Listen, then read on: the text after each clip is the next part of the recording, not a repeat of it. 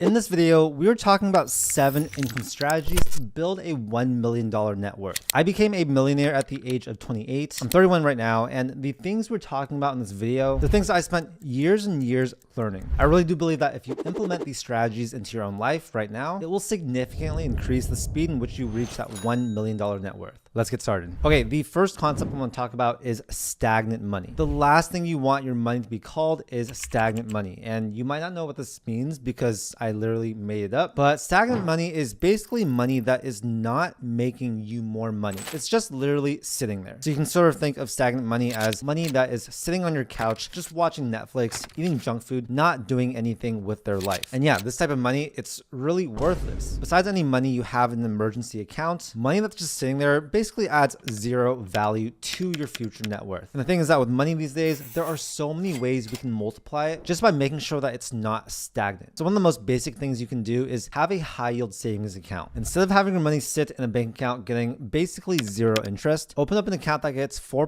APY or more. So one of my favorite accounts is the SoFi high yield savings account. They're running a promo right now, so if you want to check that out, I'll have a link down below. But assuming a 4% interest rate and $10,000 in that type of account, that's an extra $400 per year in your bank account. Now, besides that, we can get pretty complicated and advanced in these strategies that we use. There are basic ways to deploy money, and there are way more advanced ways to deploy money. We'll talk more about the different ways in this video later on, but essentially you want to invest in things like stocks, real estate, any assets that grow in value, any assets that create cash flow. You want to put money into your business, into your self-growth, into your education. Really, the whole takeaway is assign a purpose for each dollar that you have. This purpose should be thought out, and if building a big net worth is your ultimate goal, then well, your money should definitely be helping you out with that. Okay, so the next thing that you need to do is increase your active income. This is extremely important because you'll never get rich if the active income you're making is not a lot. If you're making $40,000, $50,000 per year, yes, you can achieve that $1 million net worth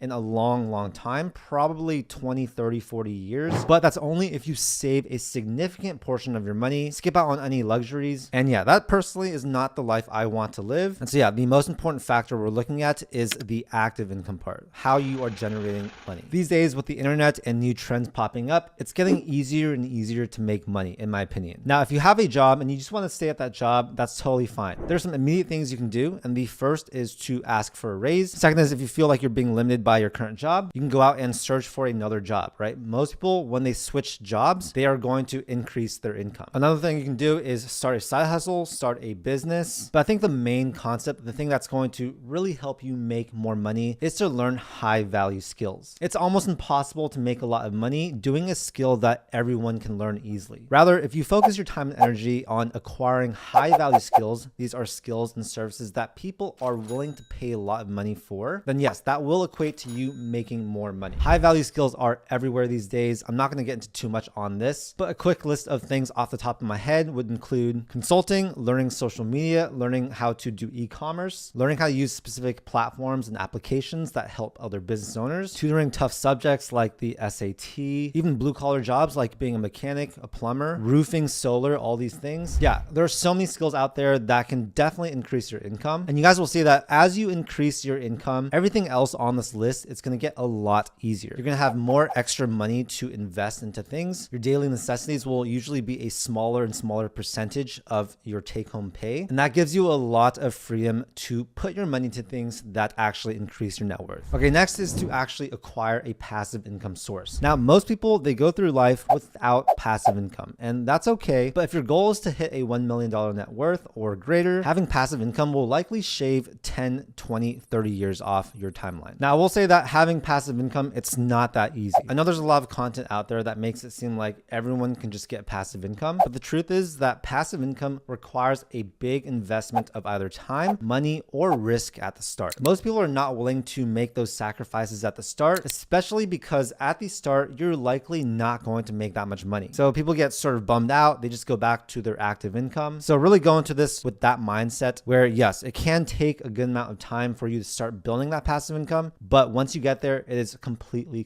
worth it. While there are millions of ways to build passive income, we'll talk about 2 different ways that I'm more familiar with in this video. The first is using the internet. So the internet is on 24/7. You don't always need to be there. And there are different things that we can create to get attention, get sales, whatever it is, 24/7. For example, most people that have passive income, they'll likely have have some type of website. That's why I encourage everyone to go out there and make a website. It could be a portfolio, it could be a blog, whatever it is. You can literally make a website for under $3 per month now. I recommend just using Hostinger. They are one of my favorite partners to work with. And if you use code CharlieChang and the link down below, you'll be able to get web hosting for under $3 per month. And that's going to allow you to build up to 100 different websites. Besides having your own website, you're going to want your own social media platforms. And the reason for this is because these generate attention 24/7. This will allow you to build some type of internet-based business. And when your marketing is being run 24/7, that is really where this passive income comes in. The next way is to just acquire different assets that produce passive cash flow. Obviously, some of these things take a lot of cash, such as real estate, but there are some things that pretty much anyone can buy. For example, you can buy treasury bills, which I sort of view as an asset. Right now, you can get over 5% APY on your money, which is really, really good. You can view stocks as assets that historically in the long term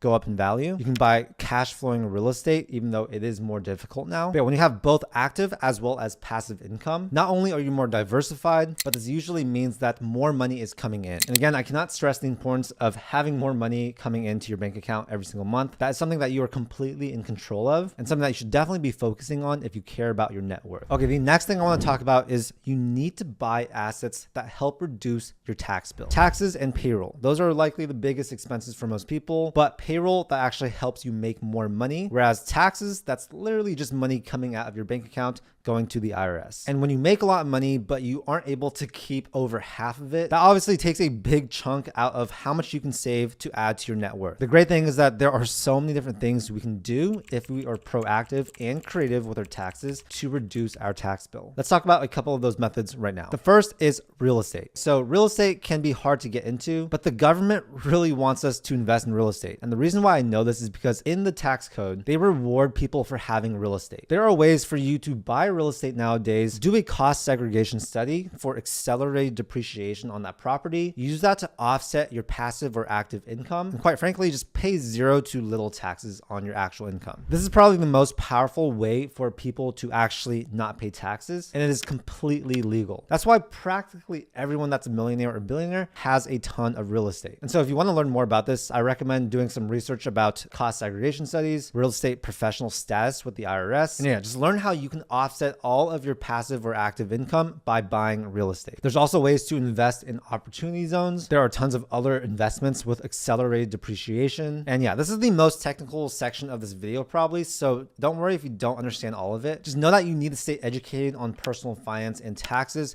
if you want to grow your net worth. It's like adding a bunch of new tools to your tool belt. You'll also see that a lot of really rich people, they don't actually make that much active income. All their net worth is tied up in assets, and what they can basically do is borrow money from those assets. The bank will loan us money. This is a non-taxable event. And so essentially that's how they're able to spend their wealth without paying any taxes on it. Okay, so the next thing you want to do if you want to build a huge net worth is to build equity in a business. Like we just talked about, active income is taxed to death. And even with all the things we can do to reduce our taxes, it's still likely very hard to reduce your taxes to zero. If you look at most multi-millionaires and billionaires, a huge chunk of their net worth is actually in some type of business, whether it be a business that they invested in or a business that they built from the ground up. This is essentially what I'm trying to do right now because yes, I have built pretty good cash flowing businesses, but yes, I do get taxed to death on those. And that basically made me realize I need to take advantage of long-term capital gains tax. You see, long-term capital gains, these are assets that you hold for 1 year or longer, are taxed at a far less tax rate than active income, especially when you reach the higher income brackets. Let's say you're able to build a business that generates $1 million of profit per year. Depending on what sector or industry your business is in, let's say you can get a 6x EBITDA on your business when you sell it. Essentially what that means is you take that $1 million